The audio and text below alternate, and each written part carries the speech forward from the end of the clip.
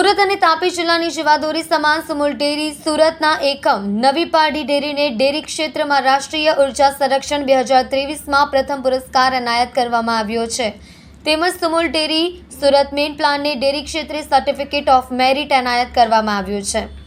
આ એવોર્ડ સુરત ડેરીના ચેરમેન માનસીભાઈ કે પટેલ અને મેનેજિંગ ડાયરેક્ટર અરુણભાઈ એચ પુરોહિતને ભારતના રાષ્ટ્રપતિ દ્રૌપદી મુર્મુ દ્વારા 14 ડિસેમ્બર 2023ના રોજ રાષ્ટ્રીય ઉર્જા સંરક્ષણ દિવસના રોજ વિજ્ઞાન ભવન નવી દિલ્હી ખાતે એનાયત કરવામાં આવ્યો છે.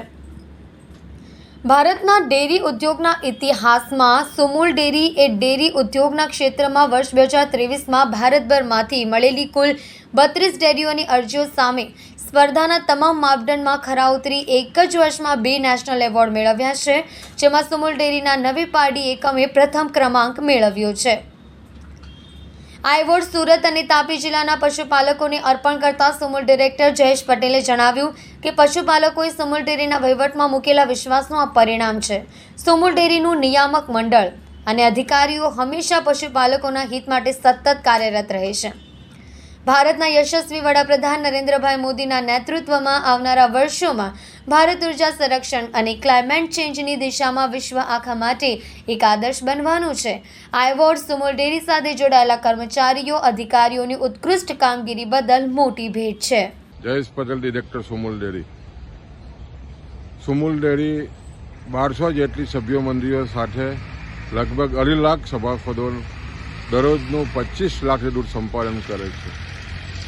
આ પ્લાન્ટો ખાસ કરીને દૂધ સંપાદન થાય છે આધુનિક પ્લાન્ટોને કારણે ઉર્જા બચત માટે આદરણીય રાષ્ટ્રપતિના હાથે વિજ્ઞાન ભવન ખાતે ચેરમેન શ્રી સુમુલના માનસિંહભાઈ પટેલને એવોર્ડ એનાયત થયો છે.